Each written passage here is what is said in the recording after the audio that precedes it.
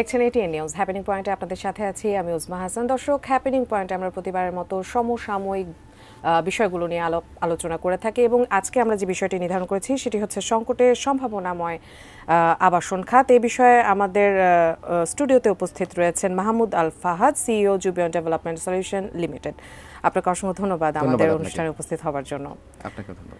আজকে আমাদের বিষয়টি হচ্ছে সংকটের সম্ভাবনায় আবাসন খাত। আমরা আবাসন খাত নিয়ে আজকে আলাপ আলোচনা করতে যাচ্ছি এবং আমি প্রথমে জানতে চাইবো যে আবাসন খাতের এই মুহূর্তে কি অবস্থা? সুবাতাস বইছে নাকি ক্রান্তিকাল চলছে, আপনি কি বলবেন? এই মুহূর্তে আবাসন খাত তো একটা অ্যাকচুয়ালি বিলাসী দ্রব্য। নিড বেসিসে আবাসন খাতে ইনভেস্টমেন্ট যারা করে তাদের কাছে এটা একটা নিড, এটা মৌলিক চাহিদা। ঘর, তাদের বাড়ি হবে, ফ্ল্যাট হবে। কিন্তু কিছু কিছু ইনভেস্টমেন্ট হয় যেটা একটু প্রাইস বেশি, একটু শৌখিনভাবে মানুষ, যেটা তার নিড, ধরেন মিরপুর লাক্সারিয়াস একটা বিষয়, আমরা মিরপুর 10-এ তার হয়তো বা বাসা করার দরকার, কিন্তু সে চিন্তা করলো যে আরেকটু ভালো করে একটু ক্যান্টনমেন্টের আশপাশে আরেকটু এক্সক্লুসিভ লোকেশন, একটু গুলশানের কাছে যাওয়া যায় কিনা। এই চিন্তাগুলো একটু থমকে আছে, কারণ যে কোনো স্ট্যাগনেন্ট সিচুয়েশন, একটু অনিশ্চিত সময় মানেই হচ্ছে একটু এই ধরনের পণ্যের জন্য একটা স্ট্রাগল পিরিয়ড। এটা একদম এটা একটা ইকোনমিক্সের কমন বা যে কোনো একটা মানে মার্কেটের একটা কমন ফিনোমেনা এটা, যে আপনি স্ট্রাগল পিরিয়ড পার করবেন যে কোনো বিলাসী দ্রব্যের, যদি ন্যাশনাল সিচুয়েশন ভালো না হয়। আচ্ছা, তাহলে সময়সীমাটা আপনি কত বছর থেকে ধরছেন যে আমাদের এই আবাসন খাতের? অ্যাকচুয়ালি ড্যাপ যেদিন থেকে নতুন ড্যাপ এসেছে, সেই ড্যাপটা তো একেবারে খুব বেশি প্রি প্ল্যান্ড যে অমুক দিনই ড্যাপ পাস হবে এভাবে ফিক্স ছিল না। সো বেশিরভাগ উদ্যোক্তা তার মতো করে উদ্যোগ নিয়ে যাচ্ছিলেন এবং হঠাৎ করে তিনি মোহাম্মদপুরে একটি জমি চুক্তি সাইন করেছেন যে এটা 20 তলা বিল্ডিং হবে, 15 তলা বিল্ডিং হবে। হঠাৎ করে তিনি সেপ্টেম্বরের 29 তারিখে একটা মেসেজ পেলেন যে ড্যাপ পাস হয়ে গিয়েছে এবং সেই ড্যাপটি তার একেবারে তার ওই বিল্ডিংটাকে 4 তলা করে দিয়েছে, 4 থেকে 5 তলার 5 তলার অনুমোদন দিয়ে দিয়েছে, যেটা 10 তলা বা 15 তলার স্বপ্ন তিনি দেখে সাইন করেছেন, সাইনিং মানি দিয়েছেন। সো ওই বড় ধাক্কাটা সব আবাসন কোম্পানির মালিকরাই ফেস করেছেন আর কি 2023 সালের ড্যাপ পরিবর্তনের পর থেকে। এরপরে তো বিশাল আনস্টেবল সিচুয়েশন, একটা রাজনৈতিক একটা 24-এর গণঅভ্যুত্থান এবং পুরো বিশ্বে ডলার এবং যুদ্ধ, পণ্যের দাম বৃদ্ধি, ডলারের দাম বৃদ্ধি, এইসব কিছু সব মিলিয়ে আর কি সময়টা চলছে। একটা ইনফ্লেশনের অবস্থার মধ্যে কিন্তু আমাদের দেশ এখন পর্যন্ত আছে। আর ইনফ্লেশন মানেই হচ্ছে ক্রয় ক্ষমতায় আঘাত করা। ঠিক আছে, আবাসন ব্যবসার আপনি তার মানে বলতে চাচ্ছেন যে এখন সময়টা খুব ভালো না?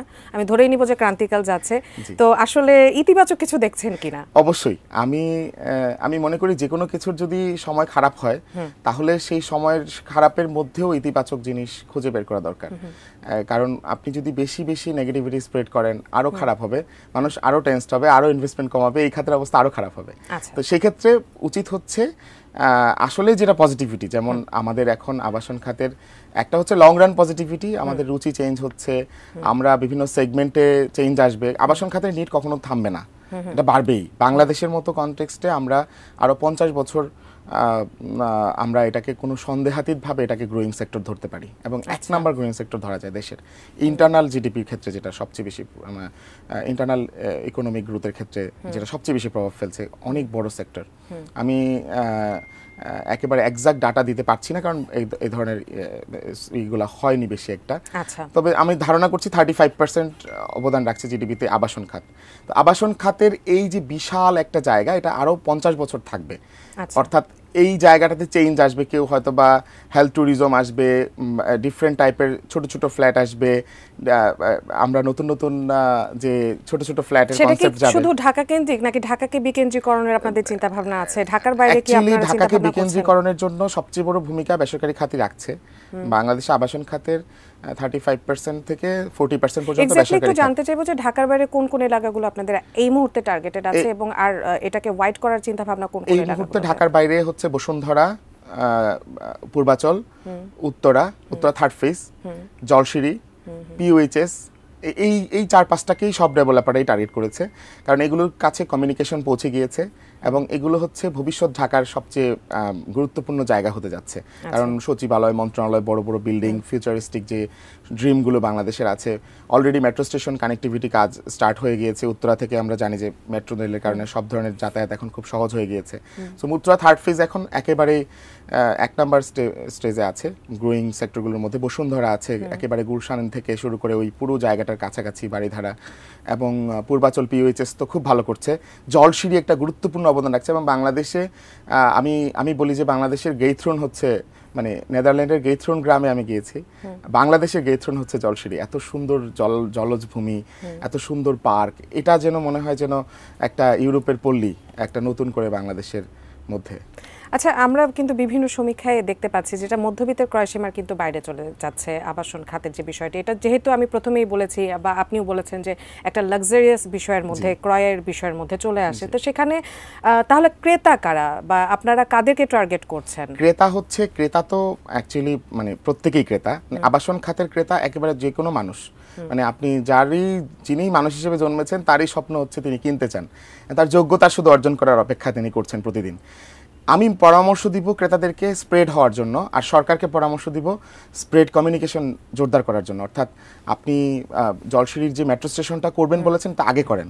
আপনি পূর্বাচলে, সরকারকে বলছি যে আপনি পূর্বাচলের যে মেট্রো স্টেশনটা করতে চাচ্ছেন, মস্তুল স্টেশন, সেটা খুব দ্রুত কাজ শুরু করেন, মানে যাতায়াত ব্যবস্থা, তাহলে মানুষ দ্রুত পূর্বাচলের দিকে বা দূরত্বের দিকে যাবে, দাম কমে আসবে। আর আমাদের কাজ হচ্ছে আমরা এই জায়গাগুলোকে, দূরের জায়গাগুলোকে কাছে নিয়ে আসে, কারণ আমাদের রাজধানী শিফট করার মতো বিলাসিতা আমাদের জন্য অনেক বড় কঠিন চ্যালেঞ্জ।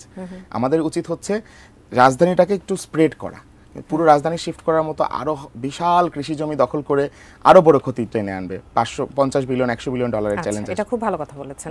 না, এখন যেহেতু মধ্যবিত্তের কথা আসছে, আমি একটু জানতে চাইবো যে তাদের জন্য কি কি সুযোগ সুবিধা রেখেছে। নরমালি কিন্তু আমরা খুব একটা দেখি না যে উচ্চ মধ্যবিত্ত বা মধ্যবিত্তরা চাইলেই একটা আবাসন খাতে তাদের ইনভেস্ট গুলো করতে পারে, বা এখন যে অবস্থা তাতে ভবিষ্যতে কি হবে সেটাও একটা অজানা বিষয়। আপনি তাদের জন্য স্পেশালি আপনাদেরকে একটু জানাবেন যে এরকম টার্গেট কাস্টমারদের জন্য কি কি সুবিধা আমরা কিছু ছোট ছোট সেগমেন্টের অ্যাপার্টমেন্ট চিন্তা করছি, যেমন 700, 800 এরকম কিছু অ্যাপার্টমেন্ট চিন্তা করছি, এবং অলরেডি কিছু অ্যাপার্টমেন্ট আমরা সেলও করেছি। আচ্ছা, যদি কিছু মনে না করেন, একটু প্রাইসের বিষয়টা বা ভ্যালুটা যদি আমরা একটু জানতে চাই। প্রাইসটা তো হচ্ছে যখনই আপনি সাইজ কম করে ফেলছেন, প্রাইস কমে আসতেছে, সেটা 50 লাখের কাছাকাছি বা নিচে অ্যাভেলেবল হয়ে যাচ্ছে ফ্ল্যাট। পেমেন্টের যে সুবিধা, যেমন ঋণের যে বিষয়টা, এটার জন্য কিন্তু অনেকেই পিছিয়ে আসে। তো এই ক্ষেত্রে একজন মধ্যবিত্ত যদি সে আবাসন খাতে ইনভেস্ট করতে চায়, তাহলে সে কি করবে? ব্যাংক ঋণ তো খুব খারাপ জিনিস না, যদি সেটাকে মানে মানুষ বুঝতে পারে এবং স্টাডি করে। আর পিছিয়ে ভয় না পেয়ে, বরং আমার মনে হয় এখন যেটা হচ্ছে যে আমরা আবাসন খাতে যারা ব্যাংক ঋণ ইন্টারেস্ট যেটা সরকার, মানে মানুষ যখন ব্যাংকে দিচ্ছে, সেটা যদি আমাদেরকে সাপোর্ট দেয়, আমরা কিন্তু একটু প্রাইস অ্যাডজাস্ট করে আমরা কিন্তু লং রান কিস্তি দিচ্ছি। আচ্ছা, দিয়ে তাকে কিন্তু শেয়ার ভয় পায়। আমরা হয়তো বা 5 বছরের কিস্তি আমরা তো চাইলে দিতে পারি, আমরা ডেভেলপার কোম্পানিগুলো চাইলে 5 বছর পর্যন্ত কিস্তি দিতে পারি। 10 বছর হয়তো বা পারি না, 10 বছর দিলে এটা অনেক রিস্কি হয়ে যায়, সেক্ষেত্রে ব্যাংক মর্টগেজ নিয়ে দেয়। 5 বছরের জন্য কি এনাফ নাকি? 5 বছরের জন্য এনাফ না অবশ্যই, সেক্ষেত্রে ব্যাংক লোন কিন্তু যেতে পারে।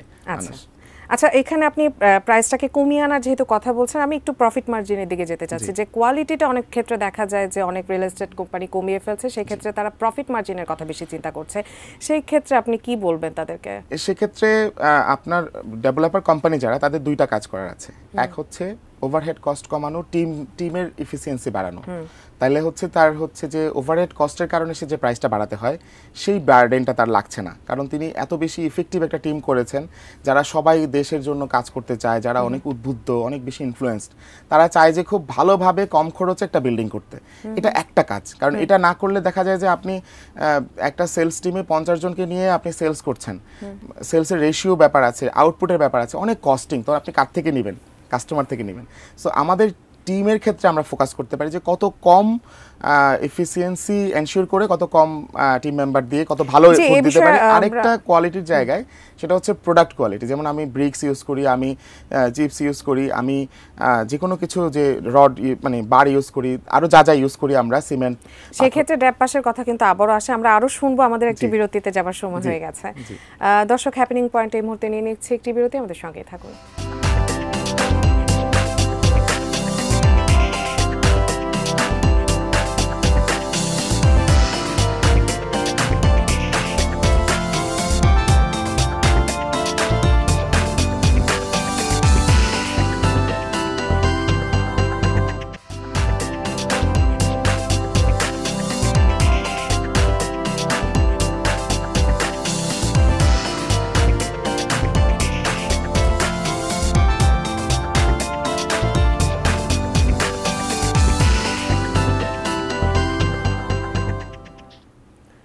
বিরতির পর সবাইকে আবারও স্বাগত হ্যাপেনিং পয়েন্টে। দর্শক, কথা বলছিলাম সংকটের সম্ভাবনা আবাসন খাত। আপনি বলছিলেন যে প্রফিট মার্জিনটাকে কিভাবে বাড়ানো হয়, কোয়ালিটিটাকে কমিয়ে এনে। আমি সেই বিষয়ে আর একটু জানতে চাইবো। মানে আপনি যদি একটা ব্রিক ওয়াল আপনি করা উচিত হচ্ছে 10 ইঞ্চি, আপনি যদি 5 ইঞ্চি করেন তাহলে তো আপনার খরচ কমে যাচ্ছে, অনেকগুলো ইট কমে যাচ্ছে, প্লাস্টার ওয়ালের সাইজ কমে যাচ্ছে, অনেক কিছুই কমে যাচ্ছে। আপনি যদি একটা বার কেনা উচিত হচ্ছে 100 টাকার, যে বারটা এখন মার্কেটে যে কোয়ালিটির বারটা আছে সেটা আপনি কিন্তু 60 টাকা থেকে শুরু করতে পারছেন, 60 টাকা থেকে শুরু করতে পারছেন, 70 টাকা থেকে শুরু করতে পারছেন। এই বারের কোয়ালিটি দিয়ে কিন্তু একই বিল্ডিং দাঁড়িয়ে থাকবে, বিল্ডিং পড়ে যাবে না। একমাত্র ভূমিকম্প 8 মাত্রা ক্রস করলে বা 7 মাত্রা 7.5 মাত্রা ক্রস করলে আপনি বুঝতে পারবেন এটা পড়েছে কি পড়েনি। কিন্তু তখন আপনি দেখবেন তুরস্কের ভূমিকম্পে আমরা দেখেছি কিছু বিল্ডিং দাঁড়িয়ে আছে, বাকি সব ফ্ল্যাট হয়ে আছে। তো আপনি তখন গিয়ে রেগুলেশন করতে পারবেন বা বুঝতে পারবেন যে কোয়ালিটি কোথায় ফল করেছে। কিন্তু কোয়ালিটি ফল করলেও বিল্ডিং বাইরে থেকে বোঝা যায় না। তাই কোয়ালিটি ফল করে অবশ্যই কোনো না কোনো মানুষ, কোনো না কোনো ব্যক্তি, ডেভেলপার, কেউ না কেউ হয়তো বা অসাধু অবশ্যই কোয়ালিটি ফল করে প্রফিট বাড়ানোর চিন্তা করতে পারে। আচ্ছা, সুযোগ আছে এবং সেক্ষেত্রে শুধু একটা দুইটা সেগমেন্টে 1 কোটি টাকা সেভ করার সুযোগ আছে। সেটা দেখার বিষয়ে কি কোনো নজরদারি বা কোনো সেটা দেখার বিষয় হচ্ছে গ্রাহকের। আচ্ছা, গ্রাহকরা ব্র্যান্ড হয়ে গেলে ট্রাস্ট করে ফেলে। গ্রাহক কিভাবে ইনশিওর করবে যে আমি যেভাবে চেয়েছি আমার কোয়ালিটি সেভাবে মেইনটেইন হয়নি? গ্রাহকরা বাজার থেকে আলু পটল কেনার সময় যেভাবে একটা একটা করে আলু ওয়েট মেশিনে রাখে, তারপর ওয়েট নিয়ে আসে, এতটা যদি নাও পারে অন্তত সাডেন ভিজিট করতে পারে প্রজেক্টগুলোকে। অলওয়েজ সিসিটিভি অ্যাক্সেস নিতে পারে ডেভেলপমেন্ট প্রতিষ্ঠানের কাছ থেকে। অলওয়েজ তিনি যখনই প্রজেক্টে যাবেন তিনি যে কোনো রকমের ছোটোখাটো বিষয়গুলো ধরার জন্য সাথে একজন সিভিল ইঞ্জিনিয়ার বন্ধুকে নিয়ে যেতে পারেন।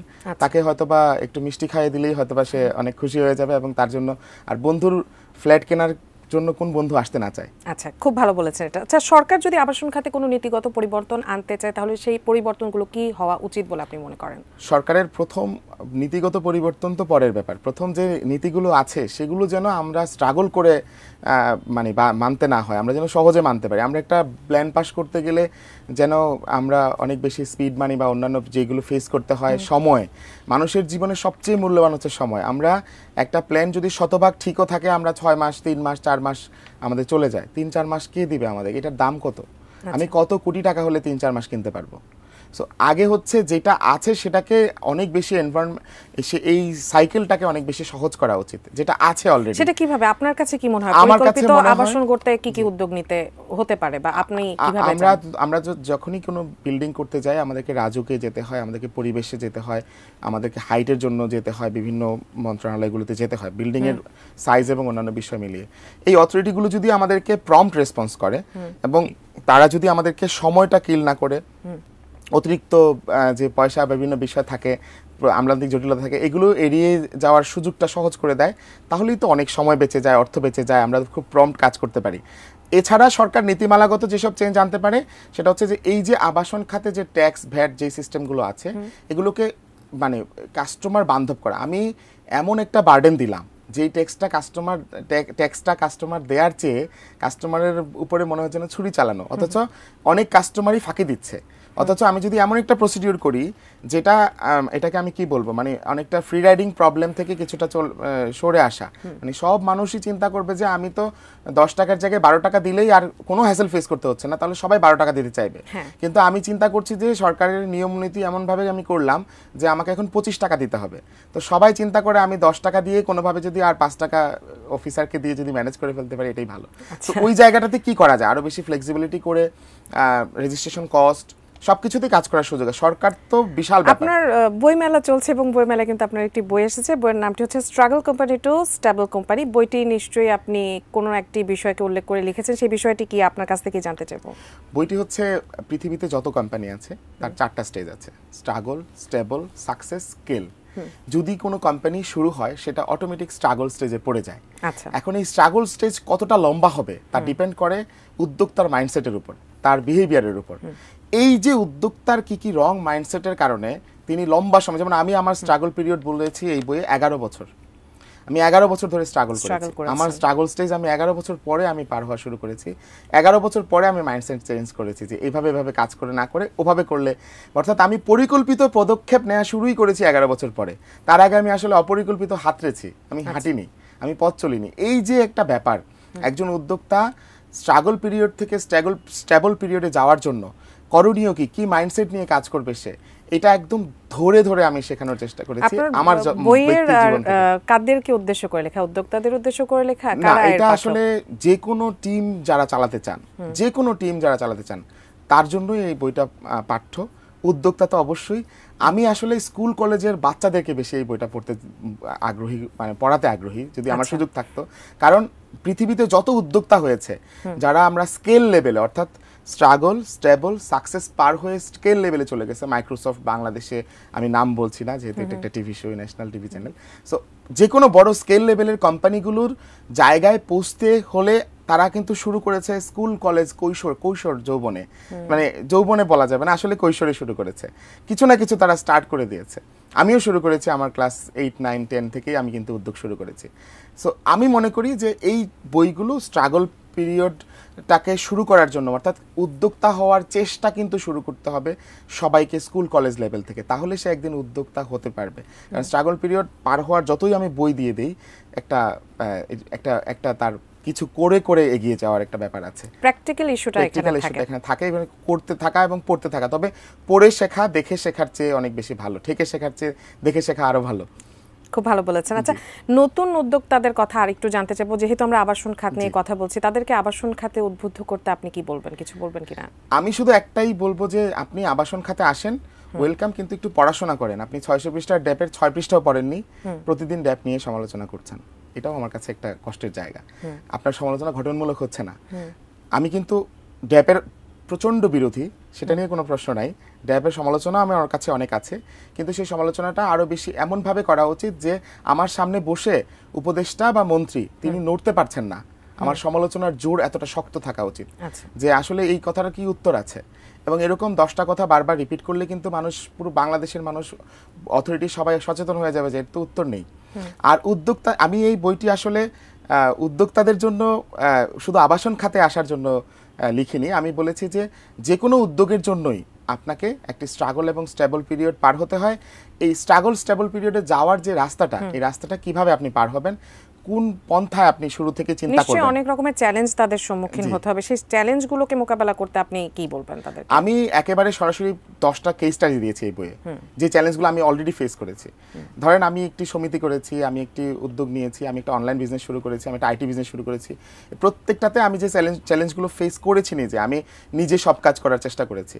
আমি কস্ট সেভ করে আমি চিন্তা করেছি আমি 500 টাকা সেভ করার জন্য আমি কফি বানিয়েছি ধরেন, কিন্তু দেখা যাচ্ছে যে আমি আপনার সাথে যে মিটিংটা করছি, এই মিটিংটা যদি আরো 5 মিনিট লম্বা হয়, এটার ভ্যালু হচ্ছে 5 লাখ টাকা, কিন্তু আমি চলে গেলাম আপনার মিটিং ছেড়ে একটা কফি বানাতে। তো এরকম একটা আমি এখানে বুঝিয়েছি যে এই কফিটা বানানোর জন্য যদি আরেকজন লোক থাকে, সে আপনাকে কফিটা দিয়ে যাবে, মিটিংটা ক্যারি অন হবে। অর্থাৎ উদ্যোক্তার সবচেয়ে ইম্পর্টেন্ট কাজে ফোকাস করার যে ব্যাপারটা, আর উদ্যোক্তার টিমমেটদেরকে সেই ইম্পর্টেন্ট কাজগুলো বুঝিয়ে লক্ষ্য স্থির করার যে ব্যাপারটা, তখন সবাই সবার কাজগুলো শতভাগ ওয়েতে করে যাবে। আপনি পাহারাদারি করবেন লক্ষ্যটা ঠিক আছে কিনা, টিমমেটগুলো তার জায়গায় শতভাগ স্মার্ট লোকগুলো কাজ একসাথে করতে পারছে কিনা, পরিবেশটা আছে কিনা, এই এনশিওর করার যে মাইন্ডসেটটা, এটা নিয়েই মূলত এই বইটি। যে খুব ভালো বলেছেন। এবং একটি দেশের কিন্তু অর্থনৈতিক প্রেক্ষাপট যদি অনেক বেশি উদ্যোক্তা গড়ে তোলা যায়, তাহলে কিন্তু তখন আসলে পরিবর্তন করা অনেকটাই সহজ হয়। কারণ একজন উদ্যোক্তা কিন্তু আরো কয়েকজনকে তার কর্মসংস্থানটা গড়ে তোলার জন্য ইন্সপায়ার করতে পারবে। আপনি খুব ভালো বলেছেন। আপনাকে অসংখ্য ধন্যবাদ আমাদের আজকে এই অনুষ্ঠানে উপস্থিত হওয়ার জন্য। ধন্যবাদ। আমার স্টল নাম্বার হচ্ছে 594-95 বইমেলা। আশা করি উদ্যোক্তারা যাবেন এবং আপনার বইটি ক্রয় করে তারা অবশ্যই পাঠকরা পড়ে দেখবেন। দর্শক, আজকে আমাদের হ্যাপেনিং পয়েন্টে পর্যন্তই। আমরা প্রতিবারই চেষ্টা করি নতুন কোনো বিষয় নিয়ে হ্যাপেনিং পয়েন্টে আপনাদের উপস্থাপন করার জন্য। আজকে এ পর্যন্তই, সাথে থাকুন, দেখতে থাকুন এটিএন নিউজ।